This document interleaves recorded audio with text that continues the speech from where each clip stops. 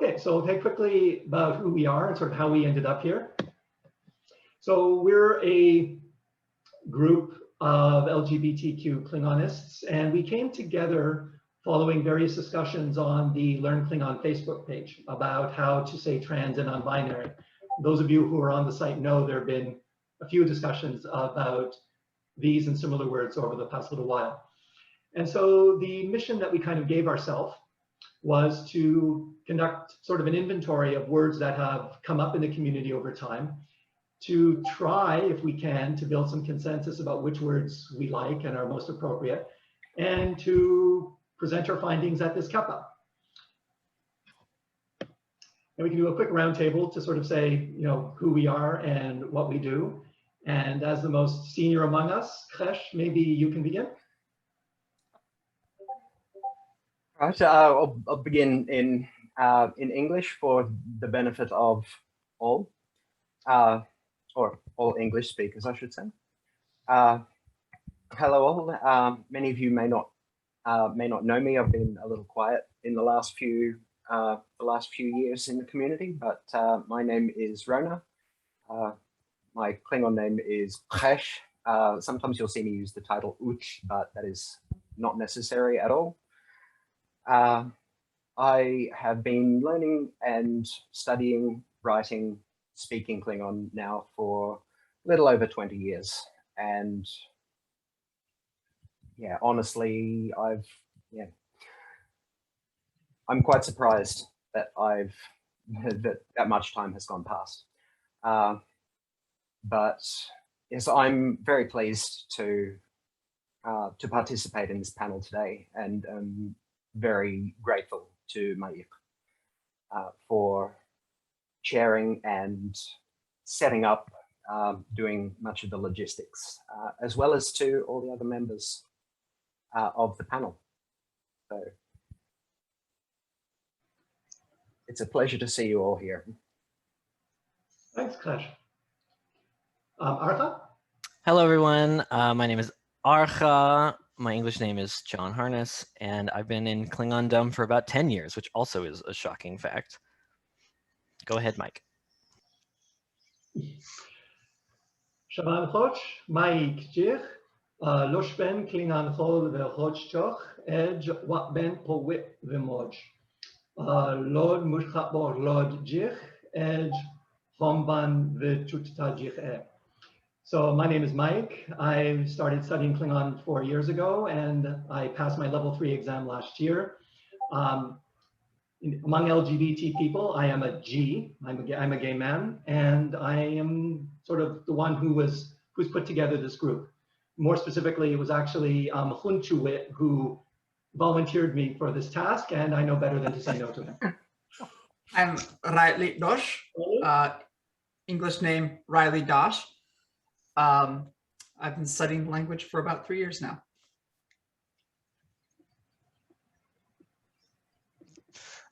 My name is maytlha'lIy, or in English, Micah or Micah Lee. I am a trans woman. I have been learning Klingon for about 3 years. This is my first qep'a, and I just took my KLCP1 this morning, so waiting on those results. We may have to update this slide in the middle of the Hello, chorghDIch. My English name is Callie. I'm a trans non-binary Klingon enthusiast. I have been dabbling in and out of Klingon for a very long time, since I was like 12, and I'm 36 now, but it's really just been in the last year that I've gotten real serious about like picking up vocabulary and learning how to communicate and stuff. Maj. So why are we here?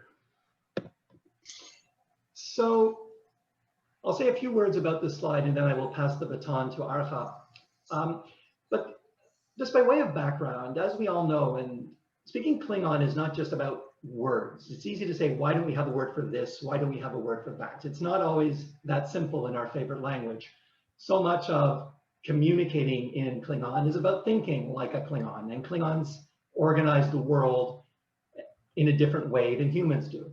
And we have, well-known examples. Color. Why don't we have a word for purple? Wow. Klingons see color differently, and they have different words for it.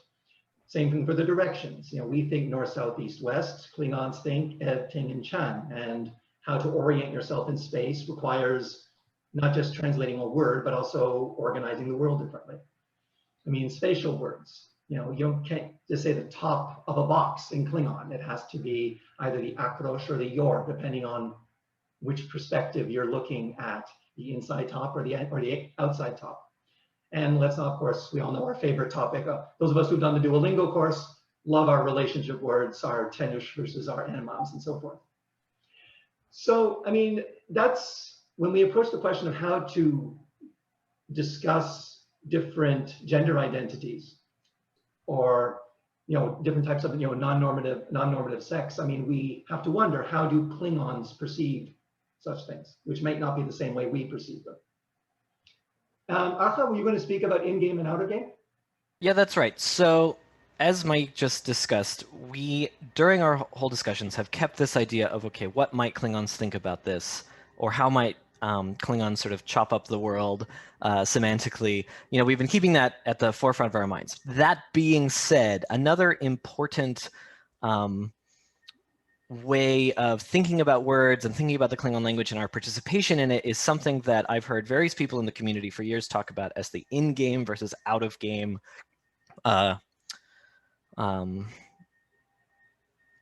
way of thinking. So what I mean by that is, in-game is we are playing the game of Klingons are real. They live in space. Star Trek is real. We somehow, from the past of Star Trek, have access to that world, and we are participating in it. Maltz is real. He lives in Mark Okrand's basement. Things like that. That's all in-game. And a lot of the concern that Mayik was just talking about are sort of in-game tech concerns. There is also the world of out-of-game, which is, guess what? We're just a bunch of people who probably are interested in languages, probably interested in Star Trek, and we're messing around with this fun constructed language, and Klingons aren't real.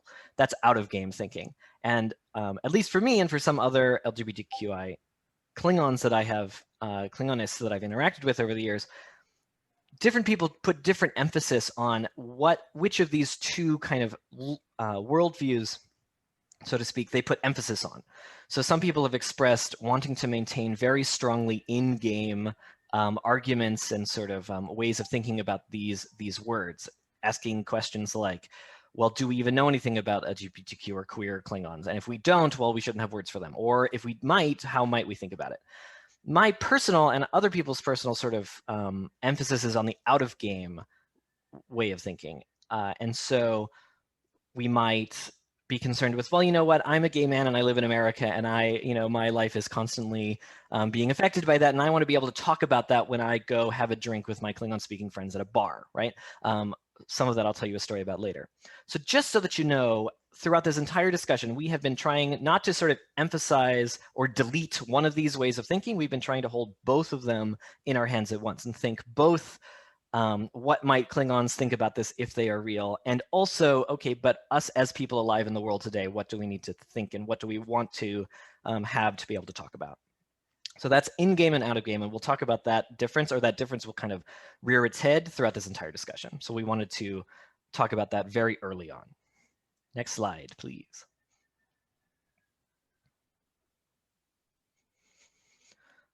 So here we are. Let's talk a little bit in-game and out-of-game. What do we know about Klingons, and what do we know about what they might have to say about gender and sexuality and other related topics? So we have a few, let me talk about the last thing first.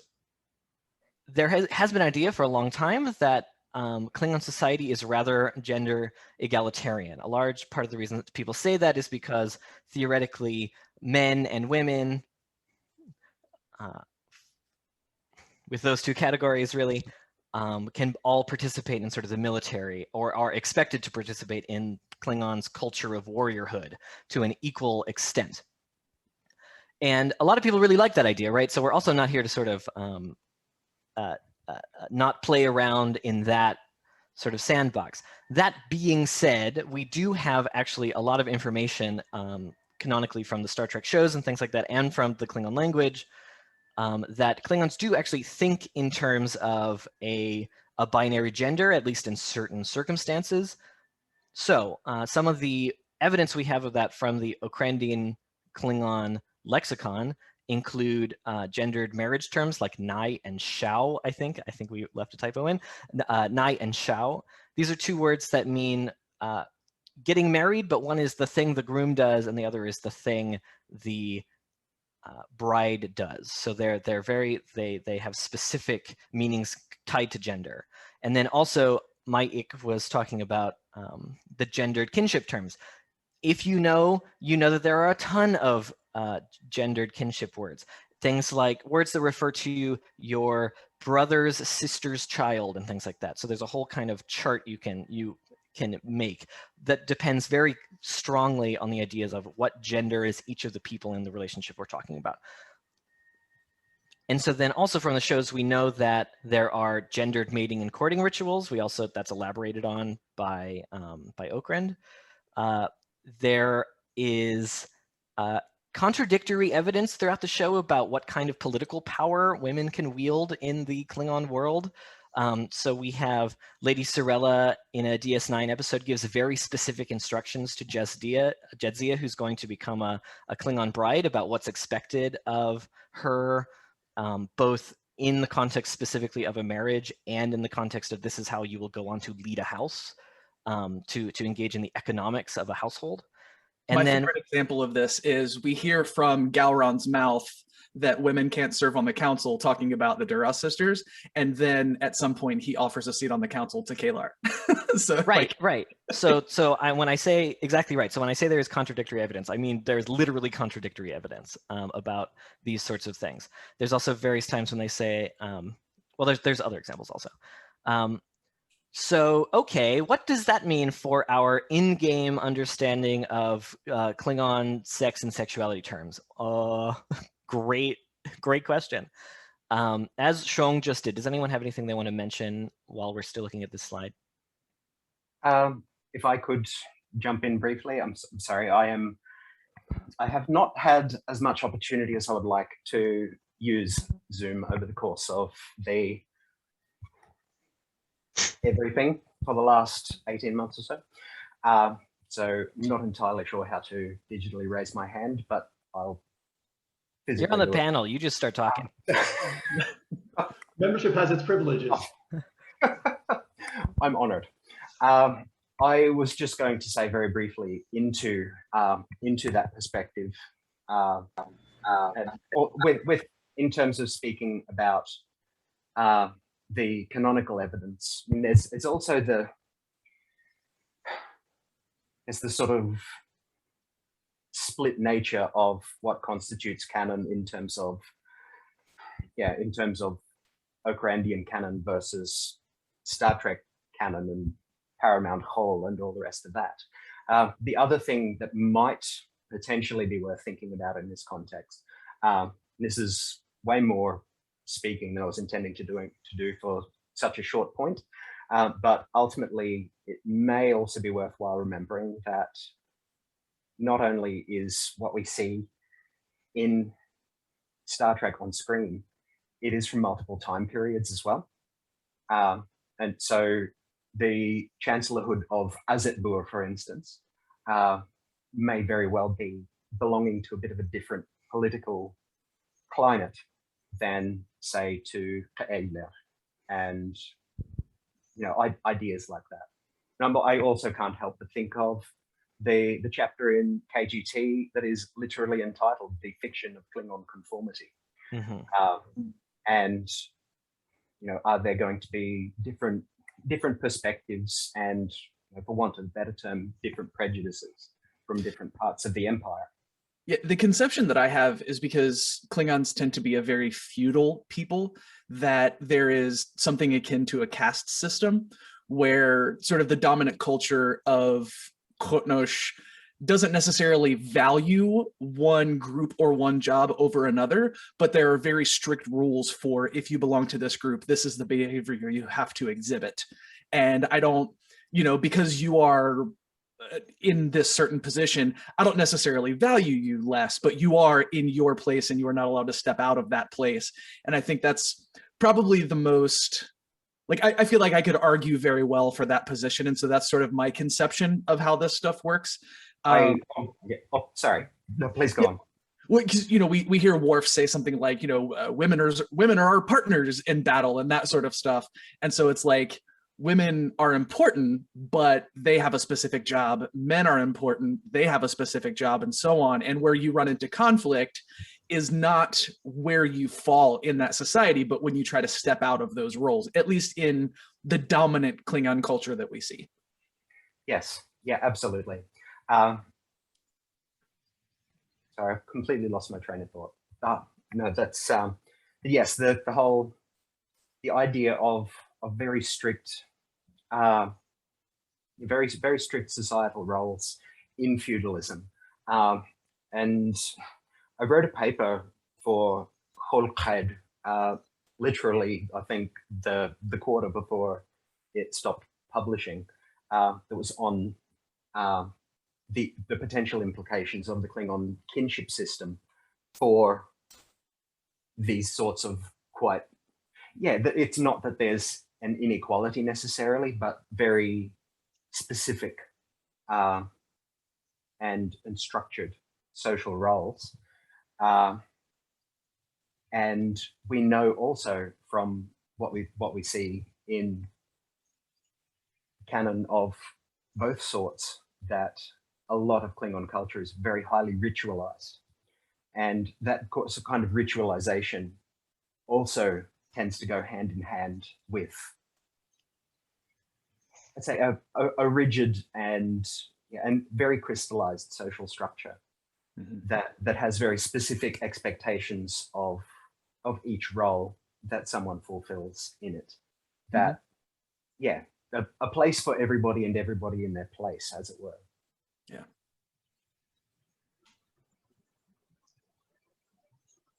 I think some of this discussion will continue and become even more rich as we continue. So let's go to the next slide, shall we?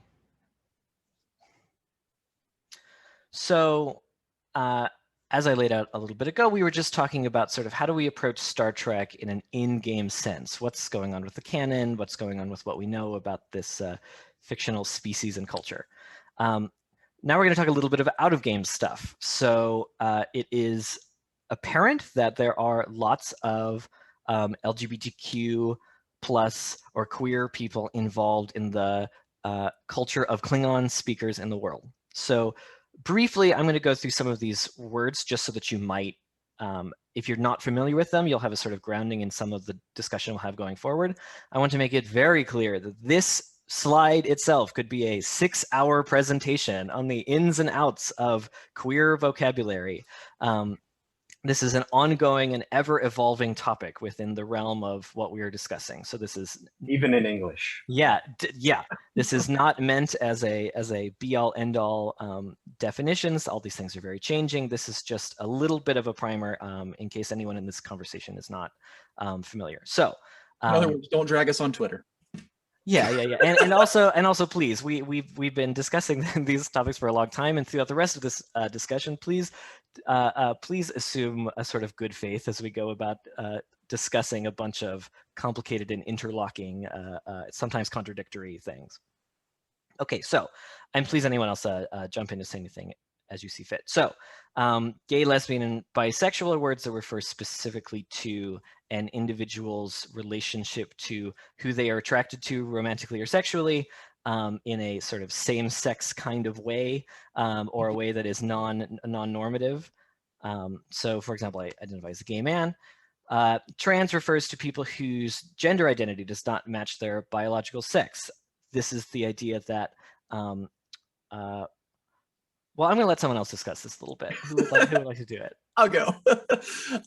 So, for example, I am a transgender person because I was assigned male at birth, and that is not who I actually am. I am a non-binary person, and I guess the thing to remember about transgender is that it is sort of an umbrella term that describes a bunch of different places on spectrums of identity below it. And so the sort of most broad definition is that you know, whatever was marked on your birth certificate is something that does not resonate with you, and you feel differently about who you actually are in terms of your gender. And I guess I'll, as the non-binary member of the delegation, non-binary is also sort of another umbrella term that just means like man, woman, male, female. Those concepts don't necessarily resonate with me and my identity as a person. You know, I personally feel kind of like somewhere in between or off of that spectrum entirely. And so I've just kind of tried to opt out of gender to describe myself. But the other important thing to say about non-binary, to give the briefest of 101s, is that non-binary is not like a third gender. Non-binary just means that like male, female, man, woman are not the right words, and that there is either somewhere in between or off of that spectrum entirely where someone fits. Hell yeah. So intersex is a term that refers to intersex people are people whose sexual organs and all of the accompanying cultural baggage about that do not sort of simply or easily or straightforwardly fall within what people expect about that. We will discuss it later in this presentation that no self-avowedly intersex people were participated on this panel, and we have put some eyeballs towards the ideas of how we might discuss those topics, but that is sort of waiting for the participation of people who identify with that. If I could, if I could just jump in very briefly on this one, that yeah, it's exactly as arHa has said, that ultimately what we will say on the topic of intersex as it relates to Klingondom is very much, you know, we're coming more from an, I suppose, from a hopefully an ally's perspective, that none of us really have the internal insight into intersex with which to best go about making those or having those discussions, I should say. And so I would put forward completely openly and with no pressure at all, that if there are any Klingonists who do fall under that umbrella, under the umbrella of intersex, and would be interested in coming forward and speaking about that with, well, not even necessarily openly, but with one of the members of the panel, for instance, that we would be, you know, we welcome you, we welcome all people, you know, of all walks of life to Klingon, and would very much like to you'll see it all to be active about. Please feel free to come forward, but do not feel pressured to come forward if you don't wish. Yeah, you'll see us all in Discord. If you want to reach out privately, like if it's a thing that you like feel is important, but you don't necessarily want to be like out and open about it, you can contact any of us privately, like on the Discord. I'm sure you'll see us all in there. And I mean, I can vouch for that. I'm happy to respect anyone's privacy if they want to have that discussion, but not have their identity revealed to the broader community. I'm 100% in for that. 100%. Great. Thank you for those thoughts. Lastly, the word we want to call it is the word queer. Some people in these various categories like this word, some people don't. I use it more or less interchangeably with the LGBTQIA acronym. But the word is interesting because it calls, to my mind at least, the sort of political angle of these identities, that not only are we talking about categories of people who sort of have a certain quality, like I am a man, I date other men, but also because of that fact, I have been historically marginalized by majority culture in various ways at various times in various locales. And that's one of the... Often with this specific term as well, that's yeah, part of the joyous mix of it. Yeah, yeah. So any other thoughts about these LGBTQ words? Yeah, I mean, I think it's probably just important to call extra attention. I mean, you mentioned that, you know, some people like using queer and some people don't. And that is often, but not exclusively, a generational divide, right? Because queer used to be the slur that people used when they were perpetrating violence against queer and trans folks. And so while I love the word to describe myself, I think we can all say that, like, we respect if you're not, like, if that word doesn't resonate with you for any reason, that, like, that's cool, and we're not trying to, like, force terms on anyone that they don't feel fit them for any reason. Yeah, This is mainly 100%. a primer for the viewers, so that if you're unfamiliar with any of these terms, this is what the terms are. We're going to be using them and not having to explain them further on in the presentation. Yeah, you're going to hear these words throughout the rest of the presentation. Great. So yeah, once again, if you have more questions about that, feel free to reach out to anyone or look at many resources on the internet about these words. So about these things, you know, we talked a little bit about the in-game world of Klingons and sort of how Ukrainian Klingon and the world of the Star Trek franchise talk about gender and sex and that sort of thing. About the words that we've just been discussing, we have little but growing, I think, canonical evidence from Maltz, which means sort of from the normal ways that we receive canonical information about the Klingon language. So let's go to the next slide, shall we? But at the same time, okay, we have tons of people, like everyone on the panel you're looking at, who fall into these categories. And we've been wondering, how do we talk about these things? How do we talk about our lives? When we're imagining qep'a, along certain axes, are there people like me? Are there not people like me? What would that even mean is one question. Another question is, okay, I'm at qep'a, I'm telling my friends a story about my life, and I want to be able to communicate that in a straightforward way without needing to sort of code switch into English. One might say, you know, why don't we just use the English words? And that's a stance someone could have, I think. But generally speaking, people who get into the Klingon language, we want words. We want to use this sweet language we've got to talk about our lives. So everything up to this point has been sort of background, and now we're going to start talking about the conversations that have been ongoing within the community among queer Klingonists of various stripes, and we'll talk about each of those things in turn. So let's go. Nuke Wishov, what do we know?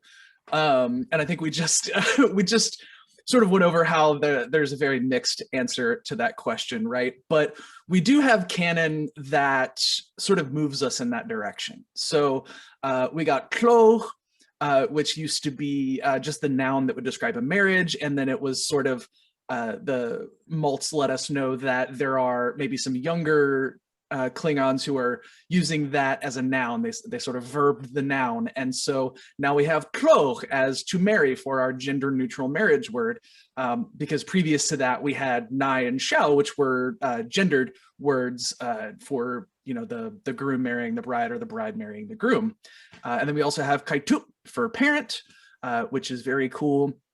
And then in the mailing list, we got Naichuk and Shaochuk to describe a man marrying another man, a woman marrying another woman. And so we are sort of breaking into the canon with at least some acknowledgement of gender outside of the binary. Next slide, please. We also have this example that a lot of folks like to point to inside Star Trek canon, which I also love. We see that, at least, you know, Dahar Master Kor, who we know from canon is a very old school Klingon, very old school Klingon values, because he defends the idea that Martok would be denied being an officer because of his heritage, right? But when he meets Dax, he just immediately accepts the change, that that his friend is a different gender than he knew previously, looks very different, and has a different name, and it's not even a thought. And so we do have some in-game canonical evidence that Klingons will accept a change like that easily than one might think. Next slide, please. And this has been proposed, and I will say personally, I think this might be a bit stretching the context a bit, but we have this scene between leader L and Admiral Cornwell where they're screaming at each other, and because of what we know about Klingon romance, this scene could be seen as homoerotic. Given the context, I think that might be stretching a bit, but this has been proposed, and my opinion isn't the only one that matters. So it is, I think it's a good thing to point out. Next slide. And so, this is a thing that has been asked for before. And this is where, John, I might ask you to sort of step in and come back and forth with me on this. But part of the conflict has been, what do we know about queer Klingons, right? So we do have this in-game and out-of-game perspective. Are we trying to say that, Klingons have these concepts and have language to describe them within themselves? Or are we talking about, a Klingon anthropologist who comes to Earth and is trying to describe this apparently odd behavior that they observe in humans but don't have a concept for on their planet? And that's a question that we don't really have an answer for. Yeah, and so that being said, I have what am I trying to say? So let's talk about tlhIngan, right? So if someone arrives in the Klingon language community right now, as they often do on, say, the Learn Klingon Facebook group or something, and say, hey, how do I talk about these things? For a long time, the answer was, well, we don't really have a way to talk about it, full stop.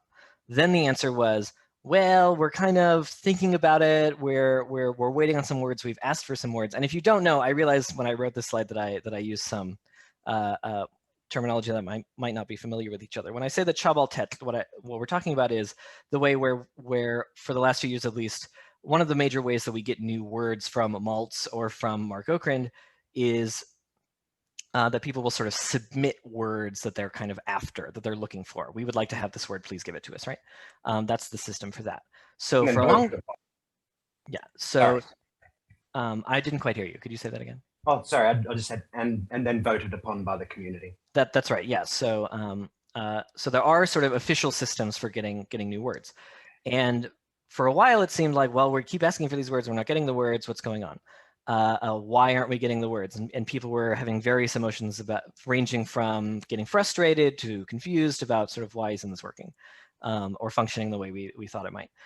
So I have argued that the relatively recent creation of tlhIngan and qep'a, I think are Mark Okrand / Maltz, the fictional counterpart in game of Mark Okrand. They are the beginnings of this conversation that I think could easily be left out of the conversation if you weren't paying attention, right? Because tlhIngan isn't a word for to be trans or whatever. But in the discussion of that word, or in the coming out party of that word, it was a letter from Mark Okrand describing the ways that this had been a word that had gone out of favor in Klingon society, but it was coming back into Klingon society, and it explicitly drew out the ways that this was a word meant to highlight a non-gendered version of the marriage ritual, right? So I think that these are words that we do have from canon, and we have been getting a few words from the cha'maH system and otherwise about that touch upon these issues. And what we were thinking about is trying to think of precedent, right? Are there ways in which this dynamic has played out for other concepts? And so there's the non-canonical verb for yid, to be Jewish. And so in my understanding is that's sort of, it's not canon, but it's understood and used among the community. And so we were thinking, okay, since we have that, we might be able to come up with a similar concept for queerness that we can just sort of throw out. That's not canon. None of us have any specific authority, but we can just say, like, as queer and trans folks, this is the vocabulary we like. And so another sort of example of words that describe these broad concepts, we got a word for to be autistic yesterday, for ngor. And anybody who knows anything about neurodivergence means, being autistic means a ton of different things, right? It is a spectrum that covers a very wide variety of things about a person. And so we now have in canon a word that describes a very, very big concept that we may not have had before. And so we, I think, can reasonably expect that we might have a word that would describe queerness, because queerness is similarly a very broad topic that means a bunch of different things. And my understanding is that part of the hesitancy is that it can mean so many different things to different people. There was a hesitancy to sort of like put that on people based on Maltz's conception of queerness that may not match with ours. And so I thought that was a really interesting, it was really, really neat to see our neurodivergent Klingon speaking friends be very excited for getting a word for autistic yesterday. And I was similarly very excited. But that gives me hope that we might similarly get a word for, you know, a canonical word that sort of broadly describes that concept in a similar way, if that makes sense. Yeah, defo. Any other thoughts from anyone else? Yeah, I might just add briefly. Yeah, that would tie in. Yeah, it would tie in very nicely with what we were saying earlier on, that a lot of this terminology, even in the queer community on Earth, and yes, with all the usual caveats about my use of the word queer, that a lot of these terminologies are complex, not at all necessarily agreed upon for some terms between various parts of the community, and sometimes even within specific sectors of the community, if you like. And so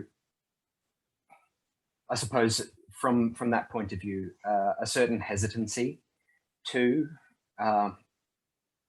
to split all of that up into neat little boxes when even we're not quite sure yet, as I suppose, as a community, what those boxes are and where the divisions are. Yeah, setting those divisions is, yeah, it could potentially have, yeah, it's casting one's lot in for, for one perspective over another. And again, given how politically fraught, I mean, small p politics, not in any specific sense, but given how fraught these issues are, yeah, that even if such hesitancy might seem a little bit frustrating to some, that there is, yeah, that there are, in all likelihood, extremely good reasons for it, and yeah, and again, not wanting to, yeah, not wanting to wade too deeply into an issue of terminology that even in Terran languages is still very fluid.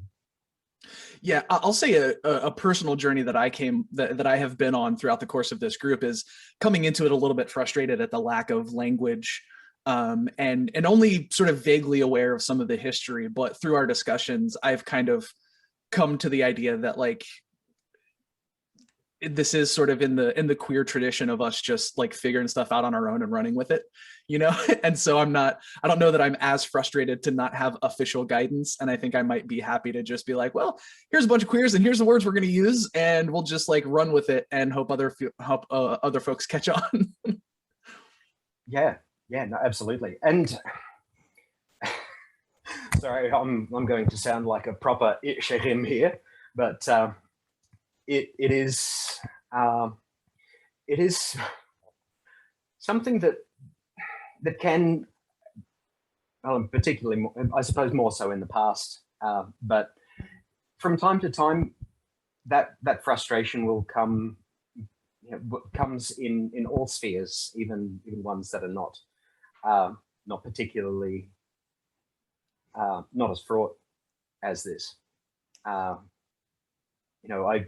I find myself going back to the very old, the very old days of the mailing list, just before, I wasn't a member at this point, but it was only a few years previously that, and so I was going back, rereading all of the archives and going, okay, what are the past perspectives?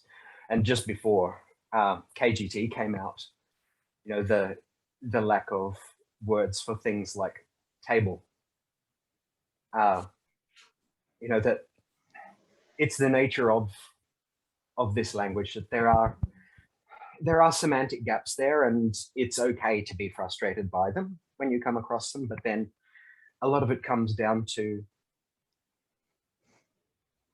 in some ways, and this is not everybody's bag in Klingon, of course, but it's something that is very common, is that the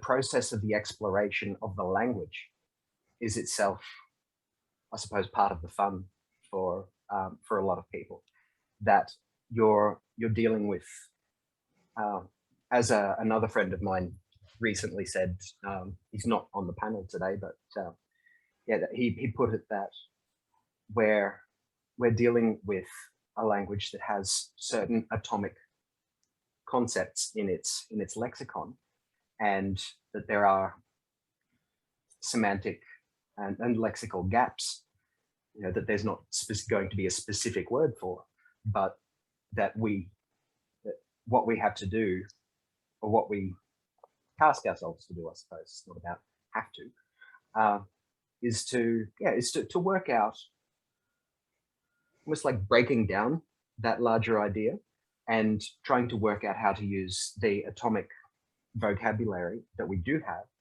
in order to put together that concept. And it just happens that in this semantic field, this is one where we really don't have a great deal of prior guidance.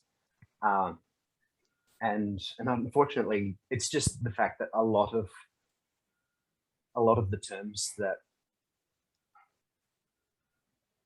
even breaking them down, it's almost like you have to define a whole set of subsidiary terms before you even get to the main term. Yeah. And it just becomes so complicated to talk about as your primary topic.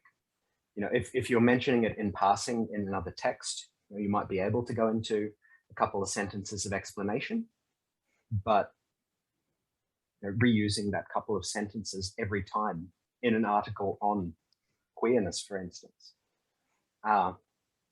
becomes very very cumbersome. And I suppose that's what we're always hoping for, is just is ways to make that process of expressiveness that little bit easier. Yep. So next slide, if we could. Actually, before you could you go back for just a second? Yeah. In this slide, I think we've talked about a million things, so I just want to re-summarize what's going on here. This is an important slide. So what's going on here before we, I think what qep'a just said is a great transition into all the things we're going to talk about, because it's exactly about, okay, well, we do have a bunch of words to use. What do we do with them? So this slide is about, for a period of time, we have been asking for canonical words. We have gotten some words there, but not necessarily everything we've been looking for. And we have evidence of community-generated words that started as jokes, that started as whatever, that describe large identities. And we, yesterday, got an example of a canonical word. So there is a space here that we are playing in that is canonical, non-canonical, official, unofficial. All of these things is going on. And from that jumping off point, we'll get to how we're trying to fill in these spaces that qep'a was just talking about. That was a great transition. Nicely done.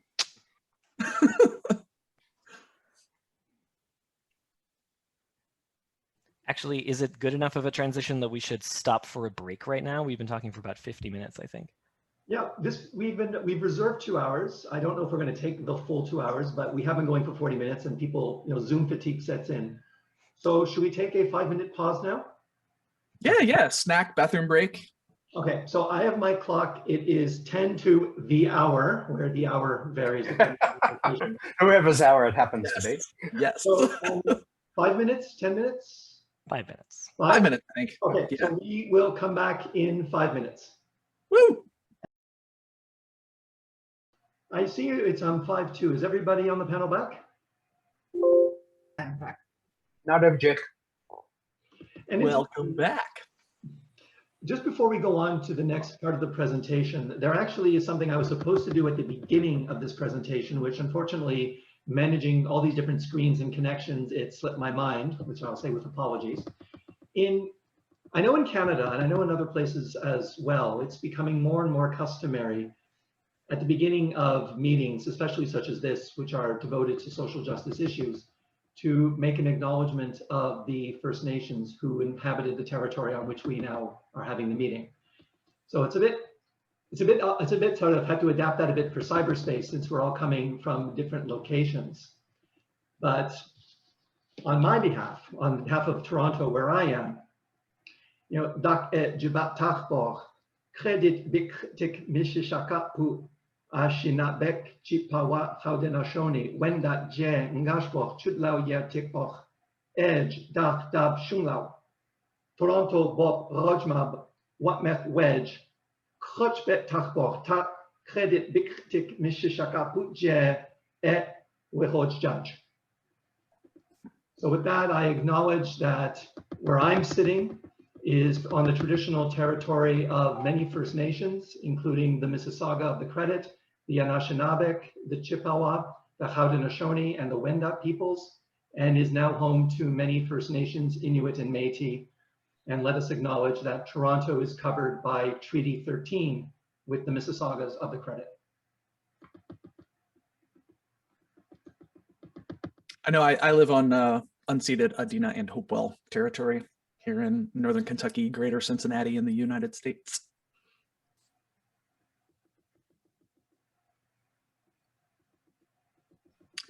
All right. For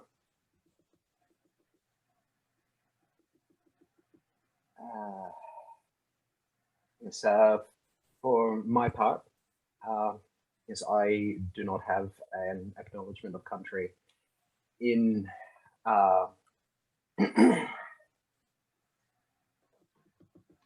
in Klingon, I feel, but yes, I certainly can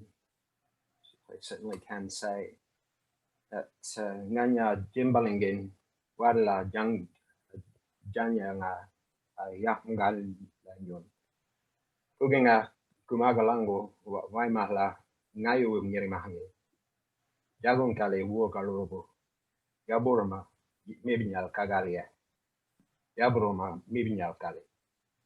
The land on which I'm speaking is the Gugingin clan of the Yugambeh people, of the Yugambeh Australian Aboriginal people. This is land over which their sovereignty was never ceded. This always was and always will be Aboriginal land. That I'm Thank you. both grateful and sorry.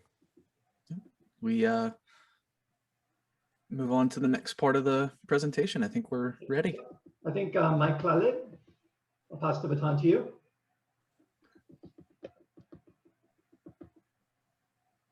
I don't think we can hear you, maytlha'lIy. Can you hear me now? Yes.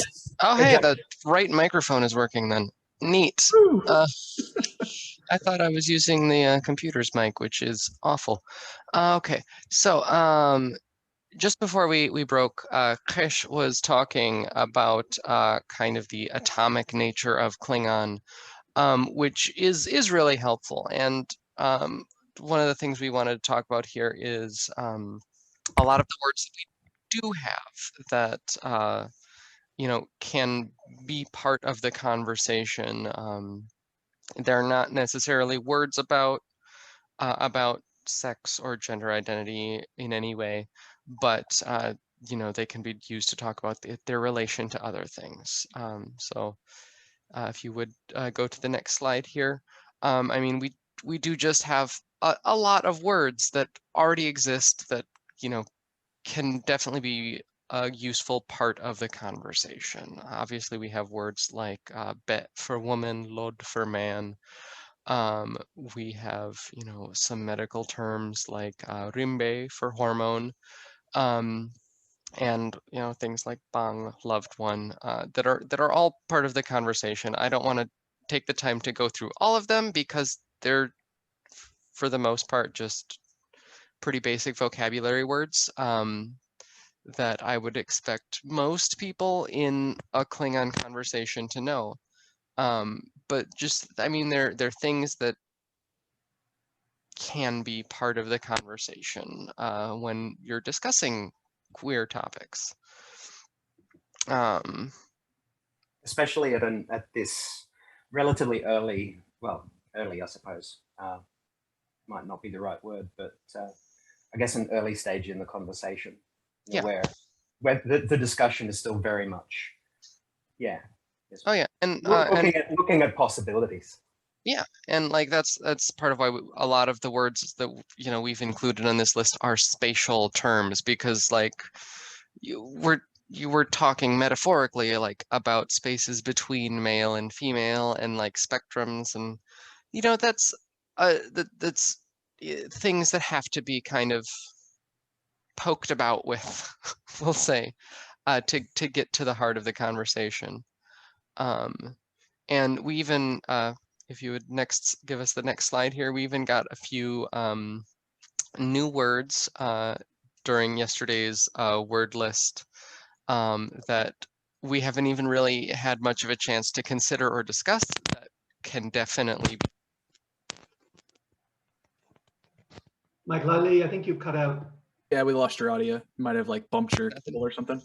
Oh, geez. Oh, now you're back. Yay. Okay. Sorry, I was messing with the cable there. What did you get everything in the last slide? Last slide we got. Okay. So yeah, these are just some words that we got in yesterday's new word list that can be part of that discussion as well, that we haven't really had a chance to consider yet, but they definitely have at least some potential for inclusion in this topic. Kind of my favorite that popped up is inyam for the ego or the self, which I think is a good way to talk about us without referring to our bodies or just our brains. Yeah.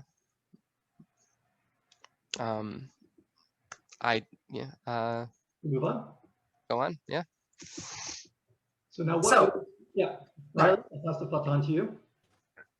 Thank you. So this is, in my opinion, the fun part of the presentation, or the most fun part, rather. It was fun all the way through so far. This is where we talk about the words that we have actually used so far, because absent of canon, we're still using words for these topics. So we did a comprehensive search through mailing lists, Facebook groups, conversations. What words have we ever really used, and what are the positives and negatives of each? Next slide. I'll hand off to arHa because he is a far better presenter of this slide. Yeah. The reason I'm going to talk about this word is because I was there at its genesis. So some of you may be familiar with this word, chorghDIch. This is a word that Deshdu and I came up with a few years ago. Like Chesh was talking about, sometimes you need a word kind of even on the same continent as what you are talking about to be able to talk about a thing. One of the reasons this word evolved a few years ago is because that's when we got the word for rainbow, cha'maH. I remind you that when Genbohm, the Klingon pop warrior, first translated Somewhere Over the Rainbow, cha'maH at the time didn't exist, and there was a whole very competent translation of that song without this sort of atomic word for it, right? So cha'maH means rainbow. Ngan is a word or a word part that means inhabitant of. And so it means something like an inhabitant of the rainbow or inhabitants of the rainbow. This word, as we've been talking about, came out of necessity. Deshdu and I were at a gay bar in my hometown, in the place I live, Chicago, and I was struggling to tell stories about my community. I was trying to say something like, you know, I like this particular bar because it's a little apart from the other ones and it's quiet and we can have a conversation in a weird sci-fi language here. But also some of the bars and other queer spaces I like to occupy have recently been closing. And it was very hard to kind of have that conversation. So of course we stopped again to have a like, okay, well, can we think of any words? And we were, I think, literally sitting at this bar under a rainbow flag. And I started thinking about, you know, the Friends of Dorothy and Somewhere Over the Rainbow and the Rainbow Pride flag and all of the other multicolor identity flags that have become so popular. And suddenly this word just started to work. It just like fit suddenly, right?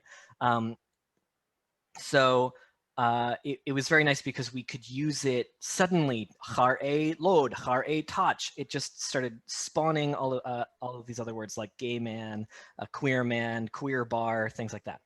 So it has found relatively wide acceptance. Everyone that I've talked to that a queer Klingonist that we've introduced the word to has said, hey, that sounds great, right?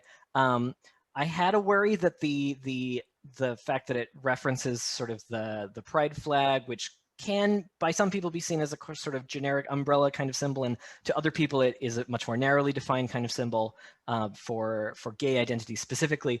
Basically, people were like, hell yeah, finally a word. Great, awesome. And so far, people have been enthusiastic about it. That's one concern about it is sort of, does it do the identity discussion work that we want it to be doing by being a kind of, is it appropriately broad? And another question is like, well, this is a calc, a copy from Terran culture. What does this have to do with Klingons? This is at the heart of the in-game, out-of-game discussion. This is where people, I think, have really interesting differences of opinion about it. Some people are sort of like, well, yeah, maybe it's not a perfect word because it doesn't seem to have anything to do with Klingon culture. What I actually really like about it is that it references a sort of Terran earthly idea, the rainbow as a symbol for queer stuff. But we've taken it and Klingonified it, right? And it is instead of trying to define like the inner being of a queer person in some way, it references a symbol. And so in as much as that symbol is multifaceted, the word can also be multifaceted.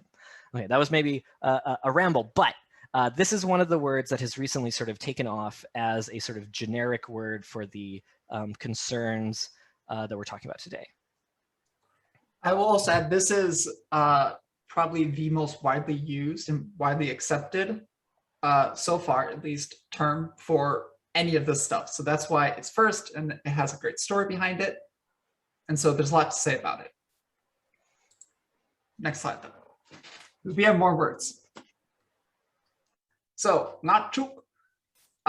This is one of the first words that was used in a queer context, because nga'chuk, which means to have sex with, specifically with each other. Nga is not a verb. It's a verb fragment. We don't know if it's its own verb, but nga'chuk is a verb. It's in fact one of the oldest words in Klingon. And so this translation, nga'chuk betpu or nga'chuk lodpu, is a way to say men who have sex with each other or women who have sex with each other.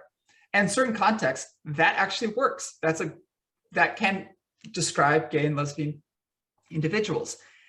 That said, being gay and lesbian is much bigger than just having sex. And so there's limitations, and it has to do with what context are you using it in. Next slide. So here we get to some of the words describing transness. Dop is one of the words that I came up with and have been using, which is, it's a literal translation of the word trans, the Latin prefix trans, to be on the other side of.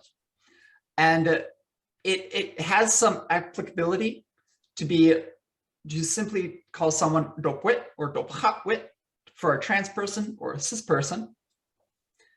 And it could be used for a lot of these things. However, it does imply a binary of sorts, because you're talking about this side or that side kind of thing. It's only kind of two different sides to things. Whereas being trans, being queer is huge spectrum of things that you can be. And so while I think it has some applicability for talking about the broad concepts of being trans or being cis, it's limited in that. And I will add quickly that I think one of the things that is fun about this discussion is that in English, we have transgender and cisgender, and that's sort of a binary of its own.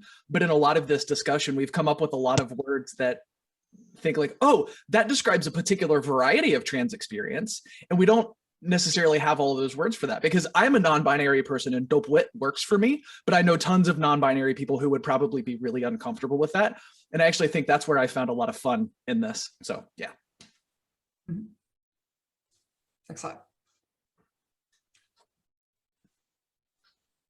So, okay, is a word that I've used, maytlha'lIy has used. It's very easy to find, because if you go into qep'a and type in trans, it's the word that pops up. It's compared also with chorghDIch, which is to alter or change, but in the sense that we're using it is more about a more fundamental change of a being. And so a trans person, as the slide says, could be a chorghDIch. The concern, of course, is that this is emphasizing the actual transition portion. And while it wasn't initially termed as a medical transition term, it could be viewed as such. And so it's kind of fallen out of use, but it has been used in the past. Similarly, talking about gender as a whole, I've used the word dot as dotach berur. You could use rach in some context with this, but I haven't ever found to make it work. But it is a way of viewing gender, which is very English and very human or based. There is a theory of gender about using behavior, but it's not universally accepted. But it is a way that you could talk about femininity or masculinity without saying man, woman, so to speak. Next slide. So move is actually suggested this one. And it's a busy slide because we actually have found that there's a lot of ways you could use this. Move just to be tinted, to be colored in some way. And one of the reasons we like it is because just like a rainbow, there is no binary color, so to speak. There is a whole spectrum of color. And how someone relates to that could be changed very easily with different suffixes. Once you know that move has the application of implying gender or just a shade of person, you could say move katwit. My Discord status is move katwit, saying I'm a trans person. I have been retinted, or I have retinted. A cis person, move bitwit. And then the other really fun thing about this is how you can talk about non-binary identities. Or I know Shang likes move wit. Move I do not gender. And it is a stronger way than saying move bitwit. It's not that you're just not tinted, but you refuse to be tinted. And it's a really fun word that has a lot of applications that, speaking for all trans people, most trans people we've explained this to seem to at least partially vibe with this. So this is one thing that we've been using. Some concerns about it is maybe we're stretching it a bit. It is really just about, the word itself is in canon just about being colored. And are we extending this too far? Are we by adding this whole giant concept of gender to this word? But I feel like any word that we use is going to have this concern. The other thing that we thought about was, because the concept of being colored, it in English at least, has racial connotations. And is that something that is something we should be aware of at least? And is that something that's appropriate to say that someone is colored is a way to say they're gendered, but in English, it doesn't really, might not translate as well. So it's a concern that we have to be aware of. And that we would be very open to feedback on, being obviously a white group of folks for the most part. And Klingon is predominantly white, and Klingon speakers are predominantly white. So this is not really something we have a whole lot of feedback on. But we would certainly be welcoming feedback in this sense. Yeah, I've We run it would by. very much like to be careful in this regard. Yeah, I've run it by a few friends who have not brought up concerns, but obviously, you know, there's a lot of people in a varied perspective on that, and so I would say that we are all open to feedback on that if there are non-white members of the community that would have those concerns. Incidentally, I can throw in, I also have as well. Like, I actually spoke with a trans friend of mine who's a person of color who's not a Klingonist, but I kind of explained the origin of the discussion and the use of goob in this sense. And like, she thought it was a brilliant idea. Yeah. And I believe, I mean, Sean, I think you may have mentioned, forgive me for putting you on the spot, I think you've had mentions with some of your also contacts of color who feel the same way. Yeah, I've had conversations with some friends of mine, and they didn't have those concerns. But obviously, you know, my friend group is not the only. I believe who has a hand up. I was just about to say, yep. Yeah, I was just thinking, what if we put on the cha'maH just a verb to be gendered and see if Malt remembers something about, you know, and then just kind of use it as a plug and replace for where move is here. I mean, I personally, as a person of color, I don't have problems with using move this way, but I do see the potential, you know, of other people of color having problems with it. And you know, because we're talking about a metaphor here and not, you know, literally talking about how are you tinted, you know, in a kind of optical sense. But yeah, I mean, if we had a verb that officially took the place of what we're metaphorically doing with move here, even if it is another metaphor that's based off of something that's not color, then I think that would be swell. Yeah, I mean that would be, yeah, and I think that would sidestep. That would be the ideal. Yeah, I think that does sort of sidestep the concerns about putting identity words in other people's mouths, right? Because if we just have a verb that means to have a gender, right, that's not. I feel like that's not necessarily mapping uniquely human concepts over Klingon culture and language, right? Because we at least know that Klingons have a sense of gender, even if we don't know the specifics about it. And so that might be a thing to put on the cha'maH. So yeah, that's a good call, I think. I'd just like to add one absolute footnote, which is many of the things we've been talking about gender and sexuality terms, a lot of these same sort of meta concerns about how to talk about this stuff in Klingon applies to things like racial descriptors and other categories, right? So you can see some of this, like we could be having the same conversation about other topics, and I want to very much welcome anyone from any sort of background who's involved in Klingon to be. I encourage you to enthusiastically have conversations like this and to give feedback to the community and give ideas to the community and things like that. That would be sweet as hell. Also, very cute baby. Yes. Yes. I think we move on to the next slide, though.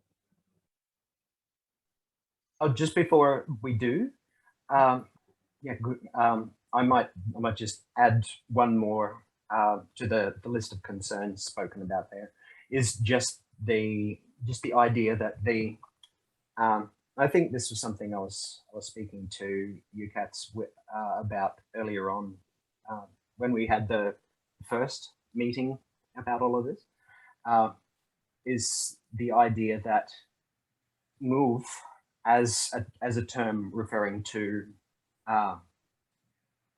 to optical tint, to optical color, I suppose. That another minor concern, or potential concern with it, is that whatever issues that chorghDIch brings with it are also going to be, it's going to be very difficult. Yeah, it's difficult to dissociate the use of move with the sense of chorghDIch that, yeah, I mean, the two thematically are pretty linked with one another, and the concerns, any potential concerns with one are also going to be associated with the other. Yeah, I think that makes sense. Yep. I see, Hol, I see you put your hand down and now you raised it again. Did you have another comment? Yeah, no, I realized I still had it raised, but I just wanted to, what qep'a was saying about move being tied to the arHa, I actually think that's brilliant. You know, I mean, if we accept the premise that, you know, that Klingons view gender and or sexuality as a spectrum, and that, you know, they have a similar arHa metaphor that we have in English.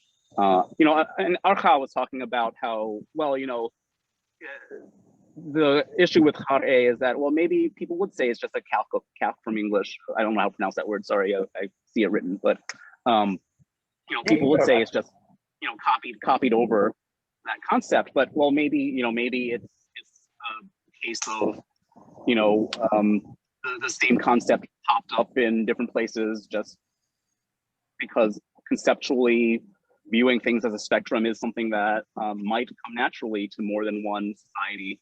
And that's one of the reasons why, you know, I don't really think of move as necessarily having within the metaphor. I don't think of it as necessarily having anything to do with race or, you know, or kind of physiological properties that people perceive as race. And I do think it could be kind of linked into that arHa metaphor if it is a thing. If it is a thing. My sort of headcanon for that is, sorry. My sort of headcanon that ties that together is the idea of a Klingon anthropologist coming to Earth and trying to figure out queer culture. Because a Klingon anthropologist would look at large groups of human people and see what they conceptualize as gender falling sort of broadly into two categories, as we know that Klingons generally recognize a binary gender. And they see a bunch of people coming together around all of these colorful flags, and they also see a lot more gender diversity under that. And so if they are tying queerness to the concept of the rainbow under arHa, it would then follow that they would use variations on colors to talk about the varying people who come together under this colorful metaphor. And so that's sort of, at least for me, what ties it all together and makes it make sense. But I could also see, you know, the concerns that other folks have, especially one about how, you know, color is optical, it's something you see, and thus that could imply a superficiality. I think that's a concern that's been brought up that I wouldn't dismiss that concern. I would say it's not a concern for me, but I understand why it might be for other people. One last thing I was going to say was that You're right, Riley, go for it. Sorry. Talking about color in that sense, despite being move for gender, we're not saying any specific color is any specific gender. There is no specific colors being used in this usage. It's just how you relate to the action of being tinted, which is the kind of key part about it. Comparing it inherently to something that we see as a spectrum that doesn't have just a small number of easily definable points. It sort of the metaphor maps onto gender very well, I think. Yeah. Well, the other thing as well is that it all comes down to that nobody is really going to be using move on its own. That it's all going to depend upon what modifiers you're adding to it. Yeah. So it could be you're describing something's physical tint, not necessarily people, just an object. You know, it's move qep'a, you know, straight out of qGT, of course. But yeah, that if it's used with these other terms that aren't normally, yeah, to literally translate the Klingon example here, yeah, it's man-colored. Like it doesn't make any literal sense. And so from that point of view, there will be, like there's that cue to, I suppose, to read it in. Well, and I think it's going to sound like a very silly way of putting it, but in the sense that does make sense. Like people are going to, they're going to use the meaning of that term that makes sense within the context. Yeah, context is where I was going to go with that, because I think the problem is that, you know, we're in the middle of a conversation, and then whereas I might just very quickly mention something about my life and just mention, oh, because I'm trans, et cetera, then we have to like stop and slow the conversation down, and I have to construct a whole bunch of sentences to describe that. But if we are accepting this metaphor, the context, I think, would make it clear what sense it's being used in, and that makes the conversation easier, right? Yeah, so, that's exactly what I'm. Yeah, that's what I'm. The person that I'm talking to. It's never going to be just deployed. Right. Yeah. Yes. Yeah. A start of utterance, move, and right. Yeah. It's not going to happen that way. Yeah. Cool. Yeah. We're ready for the next slide. And just to feed into what Sean was saying about you know, the point of view of the Klingon anthropologist. See, I actually really like that as well. Partly as an anthropologist and archaeologist myself, but in addition to that, yeah, it's a nice idea to think of, you know, to see, yeah, the Klingon anthropologist comes across this big group of Terrans, and flags in a lot of contexts, including the Klingon, you know, flags are very often national symbols as well. And so, you know, a Klingon anthropologist perhaps seeing a crowd of people waving the flag of the rainbow, it's like they live in the rainbow. It's like what nation does this flag represent? And yeah, almost viewing the arHa as, yeah, that it also ties into this the sense of group identity. Yeah, I agree. We should probably get to the next slide though, because we're running. Yeah, for sure. Yeah. And this one, Mike is leading. Yeah, so I mean, this is a short story for me to tell. Is I'm a lawyer, and in Ontario, up until actually the requirement doesn't exist anymore, but for a few years, we had a formal requirement as lawyers to adopt a written statement of principles acknowledging our commitment to equity, diversity, to equality, diversity, and inclusion in the profession. And there was no requirement that the written statement be in English or French. So I decided to do mine in Klingon, which itself was an extremely interesting exercise, because it not only talking about LGBT vocabulary, but just in general, talking about, you know, equality, inclusion, you know, words that Klingons are probably not well known for using, and that we don't really have a lot of guidance about how to even, we don't have these words, and how do we even express them? So the whole exercise turned into, instead of a word for equality or inclusion, I would be explaining, what does it mean to support inclusion? What does that look like in practice? And so it was just, how would you describe these words? It really was a fascinating exercise. And the part I would share with you is how I ended up translating LGBT people. And that came up in this part. It's kind of men who love men, women who love women, women who love women, men and women who are misclassified when born, and people who are neither men or women. It's kind of the descriptors used to refer to LGBTQI people. And the part of this that was particularly insightful, or the part that for me was a very educational experience, was how to talk about trans people.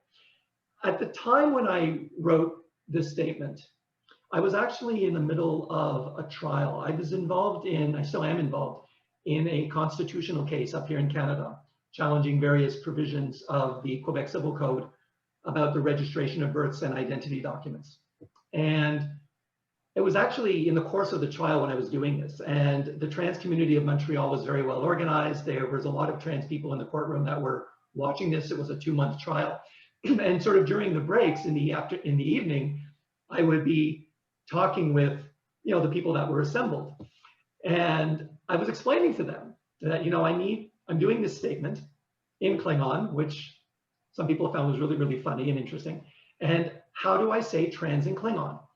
And I would come up with suggestions. And I don't even want to say what some of them were, because they were really, I know with hindsight now, really bad suggestions. Can I say this? Does this describe you? And they weren't Klingonists, but I would tell them literally what the expression means. And they would say, no, that's wrong. You're misgendering us. That's not correct. And this went through several iterations. And I had Bokwe up trying to say, well, I don't have this word. This is a word I have. This is a word I don't have. And I was asking them, explain to me as a sort of as a non-trans person, as a cisgendered person, like if you have to summarize, if you have to explain transness, being trans, the essence of it, what is it? And this is what they explained to me, is that the essence of transness is misclassification. That when you're born, your doctor holds you up and based on a cursory visual inspection, assigns you a gender as male or female. And your actual identity does not match that gender that is assigned to you. And so the essence is misclassification. And that's what kind of led to the descriptor that you see on the screen, that a trans person, a man or a woman who is misclassified when born. And when I sort of proposed this translation and this phrase, they said to me, that's right. We don't speak Klingon, but if that's the literal translation, you got it, use that. And that's what appeared in the final statement of principles. I don't know how to do the hand. Can you show the previous slide? Sure. Oh, sorry.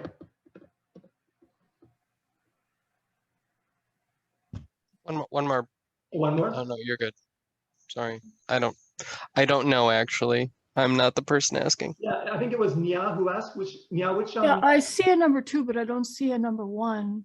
Oh yeah, I skipped. I didn't put the whole statement here in the slide. I only put in number 2 because it's the part where I talk specifically about LGBT people. Okay. I mean, if anyone's interested, I can post the full statement in the Discord chat, perhaps, if anyone wants to see the whole thing. And I must acknowledge that I actually posted 2 iterations of it also to the Learn Klingon group on Facebook. And so I had a lot of very good feedback from experts. I can't say this entire statement was my doing. But I can do that, Nia, if you like. I'll post it in, I guess I'll post it in the presentation notes. Does that make sense? Yeah, that makes sense to me. I will operationalize that while we move on to the next slides.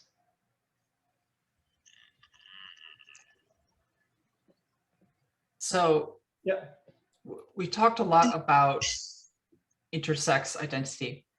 And so we've covered a lot of these points. At the moment, we don't, especially on this panel, we don't have many or any openly intersex Klingonists. And so we aren't really capable, we aren't fully equipped to enter into a discussion about vocabulary for intersex people. That said, it is still it's just as relevant to people as being trans or to be gay. And so it is a conversation that should happen eventually when the time comes. So this is just some groundwork of this is what it would kind of be about. Being intersex is a very broad range of identity. And for some people, it's a very traumatic identity to have. For some people, it's trivial. It doesn't really make a difference. This is not the same thing as being trans, although there are many trans people who are intersex as well. Because we don't yet have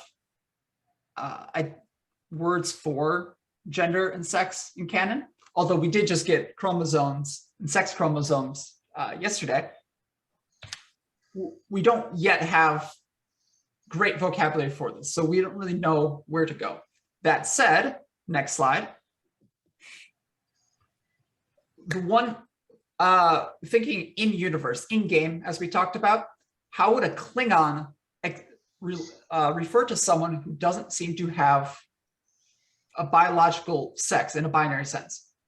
And the cha'maH are, from the TNG episode, Klingons know about the cha'maH, and so this is a way that they might refer to them. They might say cha'maH, ooh, the person resembles the cha'maH.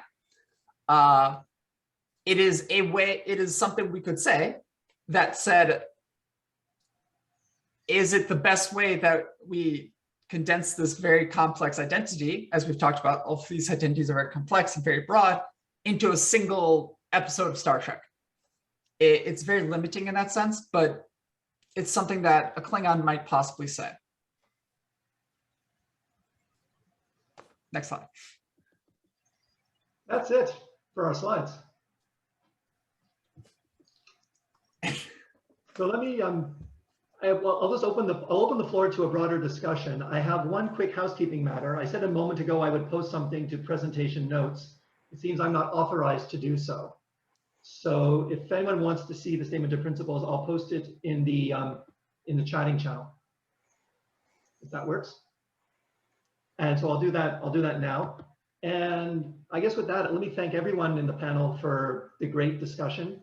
And we have 20 minutes before the next panel, so we can have 20 minutes of open discussion. I guess do we want to keep the hand raising system?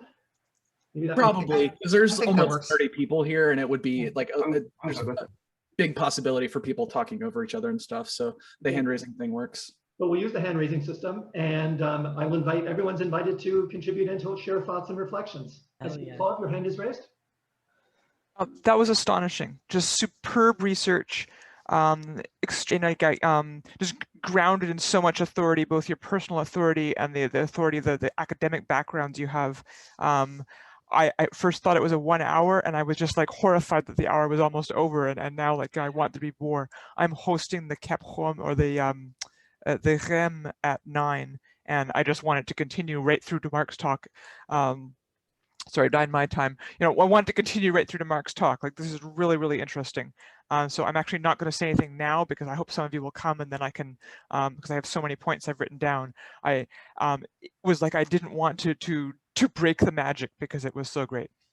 Yeah, I will say, for my part in the discussion, a personal journey that I've been on. Like I said, I started this with a bit of frustration that we didn't have that vocabulary, and this exploration has actually been super fun for me because of all of the different ways that we've thought about it. And there's a way in which it actually feels like it maybe is more versatile than English, if we accept the metaphors that we have proposed. So yeah, it's neat. I guess we have a was the next hand that I saw up, I think. Yeah, well, first thing, very shortly, I completely agree with Kov, but that was not why I raised my hand, but I just want to say that this has been one of the most interesting panels well, I enjoy the whole of qep'a, but this, I've been the last year on the digital one, and this is one of the most interesting and thought-raising panels that I've seen and I've watched, and also it kind of brings out the core of what many people who are into Klingon are also interested in, like the relation between what makes us human and our like understanding between the culture, identity, and language. And it was so interesting. But my very little questions: what about asexuals? Because we haven't like mentioned, like, I understand maybe wrongly that they're a part of LGBTQI plus community, but we haven't like talked about that. So yeah, there's an interesting discussion to be had there, because romantic and sexual attraction are different things, and asexual people fall in various spectrums that aren't congruent with one another in terms of romantic and sexual attraction. And I'm definitely not the expert here in Klingon vocabulary or anything like that, but I just off the top of my head, I feel like it would be difficult to distinguish between those things. I don't know if more learned Klingon speakers have other thoughts. I will say, for what it's worth, asexual people are absolutely included in our interpretation, I think, of chorghDIch. 100%. Yeah, and I would just say generically that, like, you know, the discussion we were having about move, if you were listening to that and that got a little bit in the weeds for you, I would say that this is the kinds of conversation, the sort of length and the back and forth that we've been having for all of these words. And so this discussion and things that we've been proposing are very much, you know, this is the beginnings and the continuations of conversations. And again, I would invite people to very freely sort of begin suggesting, manipulating words that they want for whatever background or identity they're sort of a part of. You know, we were there's just a lot of words, folks. Do you know that? and we've trying. Someone else very rightly in the chat brought up the idea. You know, so what about sort of the idea of two-spirit, which, if you're not familiar, is an identity tied with sort of certain Native American backgrounds that might or might not intersect with the things we've been talking about. And I bring that up just to say, hell yeah, let's talk about all this stuff. Let's hash it out, like what Chov was saying in the upcoming discussion immediately after this and otherwise.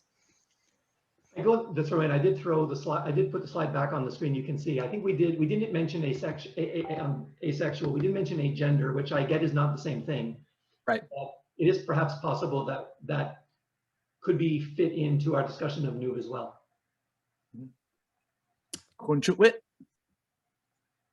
Yeah, since my name was brought up with move, I wanted to let you know that wasn't just, hey, someone asked for this and I thought for a moment and came up with it. It's something that I had been using in my own head for quite a while. You know, it really wasn't going to go anywhere. Just, I was thinking, how do I distinguish between someone's sexual direction and someone's gender direction? And I decided, well, there's this long tradition of different colors for different babies, and they've been different over the years. And it used to be that pink was boys. Well, okay, who cares what the color is? There's just a color associated. It is tinted. And I'd been thinking that for probably a year or more before the conversation came up in the forum. And I said, well, here's what I think in my own head. What do you think? And it apparently caught on, sort of. But yeah, there is no distinction between sex and gender in the Klingon vocabulary. We don't have a verb that goes along with cha'maH. If we did, that'd be great. And I guess if someone is aromantic, you could say like parmakai v'chad bet. Or parmakai shik bet. Vinek bet.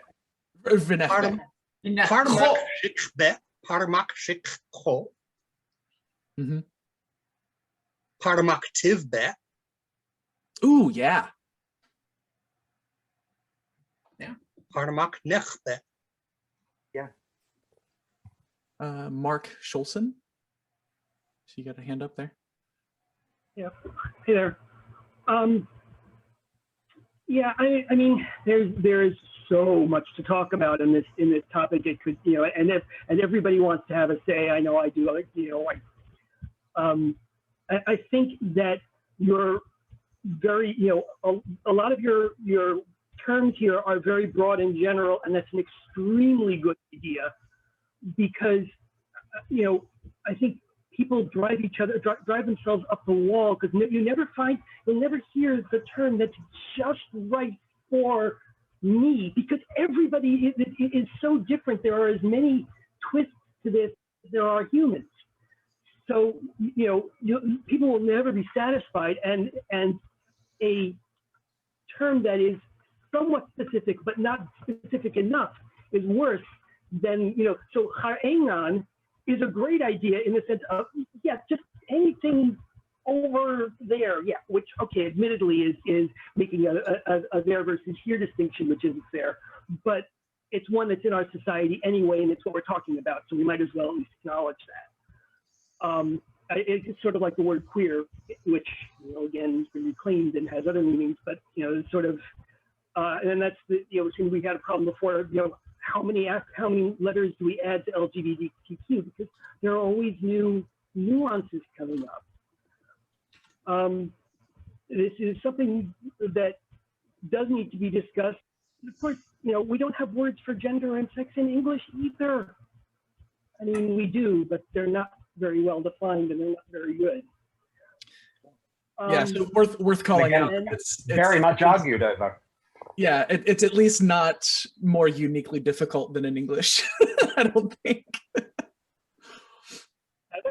It's the same, it's not like it's not like it's worse in Klingon. We're still fighting this out in English. Just the other thing is, I point out a couple of times, I live in constant fear of the hindsight word, of words that seem to make perfect sense once you know what they already mean. But so someone said a two-spirit person. I said that sounds like someone with multiple personalities. I wouldn't have gotten that. There's a gray area that you have to allow for. That maybe there are going to be things that are not canon that you won't find in the dictionary, and that maybe aren't 100% obvious, but have enough acceptance within the community. So chorghDIch, for example, if you don't know the very specific cultural association that we have in this particular part of the world, you're lost. But then again, most of the people here are like that, so we can fudge that. And by the time anyone else comes in with any luck, it'll be popular enough that it makes sense. And that's how Klingon idioms work. I mean, idioms in general, but especially Klingon idioms. You just have to know. But you have to be careful with it. You can't. They have to grow organically and not be sort of. People started doing this on the mailing list early on, would start making up their own words. It's like you can't do that. Of course, that's how the word "it" came to be invented, but that's a whole different story. I was also there for the invention of Yid. It was Crankor invented it. It was about me. Actually, no, it was about himself. And it actually gave rise to my other story that I can tell people that I have held conversations in Klingon, and I have a scar to prove it. And that's literally true. Because, when he said qep'a, I laughed so hard that I hit my head on the table and cut my forehead open. So, cha'maH! Chakar?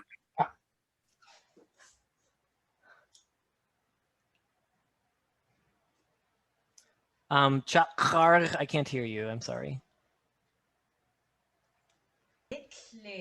John. Now I can hear you.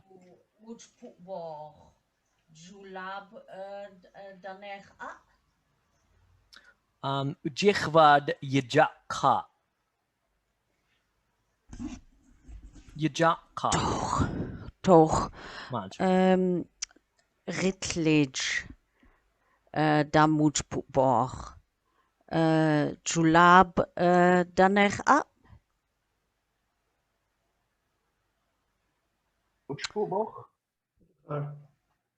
Ritlij.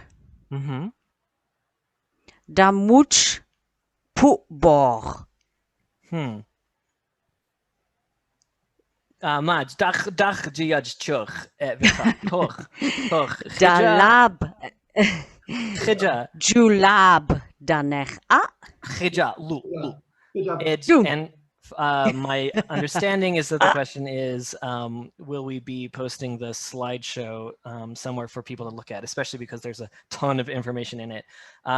I'm sure that is possible. And also, I think we mentioned at the very beginning of this, but we are recording this whole discussion, and it will also be up. So you'll see in the course of that recording, the different slides that you can pause and examine, and also my ick with your permission. And if you send an email to someone, we'll post the slide somewhere. Sure. Sounds good. Ritvam cher eve. Ritvam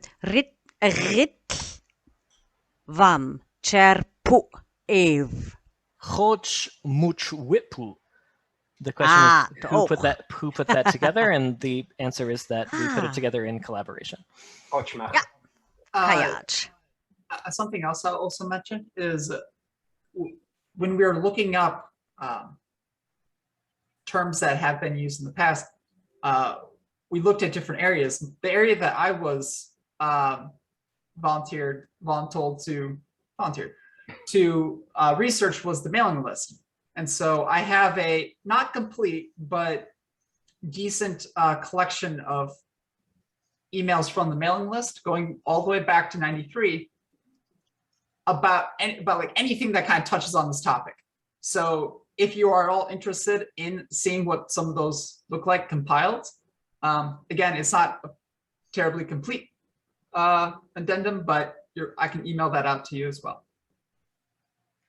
I see that qep'a has raised her hand again. qep'a, just before you ask your question though, may I say one thing in response to the previous answer I gave to you? I kind of realized that I have actually reflected more on the answer I just gave about asexual versus agender. And upon reflection, I actually realized that those are actually two completely different things and they're not as close to each other as I originally thought when I answered you. And so I answered too quickly and I wanted just to say that on the recording so everyone can hear and to apologize to you. No problem. Just cha'maH asked about the recording, and my follow-up question is, will the recording be only for the KLI members, or will it be possible to show it, for example, to my non-KLI friends who are into LG, oh my god, I can never, LGBTQ. Community, and which I've been talking about Klingon, and I would like to show how what amazing discussions can be about the ever-growing language and a way of communicating. And is it possible to show it to them? Will it be possible to show it to them, or will it just be locked for the KLI members? No, there's been no discussion or decisions about that. Personally, I have no objection to this presentation being made more broadly available. I can put it in my Google Drive. I think chorghDIch has just posted something to the chat saying that he'll be posting a number of things, or he's hoping to post a number of things to the KLI YouTube. Yep. Oh, right. If everyone is happy for this to be among them, I'm certainly happy for that to be the case. So, yeah, there'll be another option as well. Cool. Well, we still have technically 7 minutes left in our time, so anybody else have questions? 7 minus a few, because actually the 12 o'clock beginner session, or sorry, at the top of the hour is a beginner session that I'm teaching. So, and I'm doing that through Zoom, so I'm going to need to close this down and take a minute to get that set up. So I would say we have maybe 2 minutes? 2 or 3 more minutes. 2 minutes, and then we can cut out 5 minutes early so you can do your thing. Absent any other hands up, I have one last thing to say, which is all the speakers on this panel are English speakers. And so understandably, this comes all from an English perspective, English native language perspective. If there are, and like, I want to put out the welcome for any non-native English speakers who have some other perspectives. By all means, we'd love to hear about how you interpret these words and how you would translate them. That is absolutely a conversation that needs to be had as well. Yeah, absolutely. I'll just extend a little bit more of that invitation. I think glancing at the chat room during this discussion a few times and things like that, I think people that might have very interesting insight into a lot of the conversation from a identity perspective. What I mean is people have expressed being in categories that were not represented on this panel. And I want to make it clear that the reason for that is because we decided not to let agender people on the panel or something like that. No. We put this panel together pretty quickly. It was mostly a network of people who kind of already knew each other and were talking. We tried to send out some invitations, and it is what it is. Again, this is the beginning of a conversation. So if you find yourself in a identity category that is relevant to the discussion, I once again absolutely invite you to be a part of this ongoing discussion. I don't think there's plans for sort of a working group per se to persist after this discussion, but we've been having this conversation for years, and I welcome you to it. Oh yeah, we should probably give maytlha'lIy some time to prepare for the session, so maybe it makes sense to bow out for now. All right. Well, thank you once again to the panelists. Thank you everybody for coming. I mean, the dialogue will be continuing. Hol has given an invitation to join, I forget which one it was, the one of the Discord chat rooms. I was the Gem. Perfect. And of course, I hope when is that due? That's starting right now, I suspect. I'm about to begin. Yep. Any beginners that are here? I hope to see you in a few minutes at the beginner session. Well, the beginners will be also in Zoom, but on a different Zoom. It'll be a different Zoom link, which I'll be restarting. Thank you, All right, so I will close this session. Thank you all. Thank you. Bye. Hopla bakleja.